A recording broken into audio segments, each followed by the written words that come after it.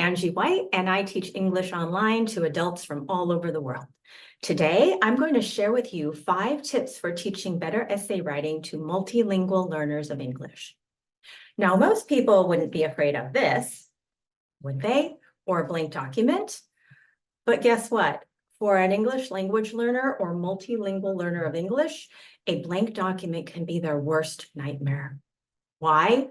Think about it. They have to fill the blank spaces with words, and that's scary. What happens when you ask your students to write an essay? Maybe blank document meets blank stares and nothing happens? Well, not anymore. I will share 5 tips for better essay writing to help your students overcome their fear of writing and confidently fill those blank spaces with words. So here we go with step 1. Step 1, avoid general writing prompts. Avoid making those general statements like write an essay or write an essay about your favorite place, because students are going to think, what type of place? A place to visit? A place in my house? There are many types of essays, such as persuasive, descriptive, compare and contrast, etc. So take time to research the various types of essays and then choose one specific type for the writing task. After you choose your essay, take it a step further and provide possible topics for the students. That way, they can spend their time brainstorming ideas for the content and not the topic. For example, if I choose a descriptive essay, I would have students describe their favorite snack or drink.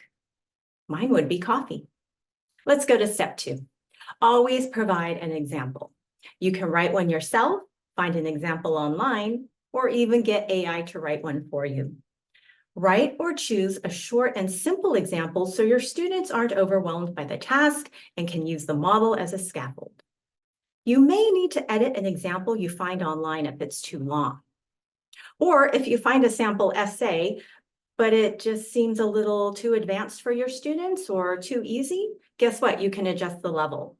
Use a tool like Cathoven or Brisk. When you provide an example, you can also highlight any grammar or literary devices being used. Here's an example of a descriptive paragraph I wrote about my cup of coffee.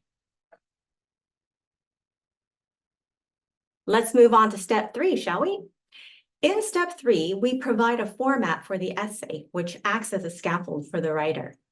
A descriptive essay doesn't have an official format like a persuasive essay does. In my example essay, I have an introduction and 3 body paragraphs, one for how my coffee smells, one for how my coffee looks, and one for how my coffee tastes. But a descriptive essay could take many forms. The purpose of a descriptive essay is to describe, so why not use our senses? The format I would give my students would then look like this. We've provided resources where you can find formats for other types of essays in the video description. Check them out and modify them to suit the level of your students. Okay, we're ready for step 4. Step 4 is prepare a word or sentence stem bank. Provide words, phrases, or sentence stems to help students write each section of the format and help them feel less anxious about the writing process. For example, how do you write a sentence to describe how something smells? Here's my list of sentence stems for descriptive writing. And now for the best part, step 5, inspire your students. If my students are writing a descriptive essay, I would bring realia such as candy, coffee beans, a candle, or a fuzzy blanket to class. This allows students to touch, taste, and smell the items for inspiration. Other ways to inspire students include playing music or having them brainstorm in groups.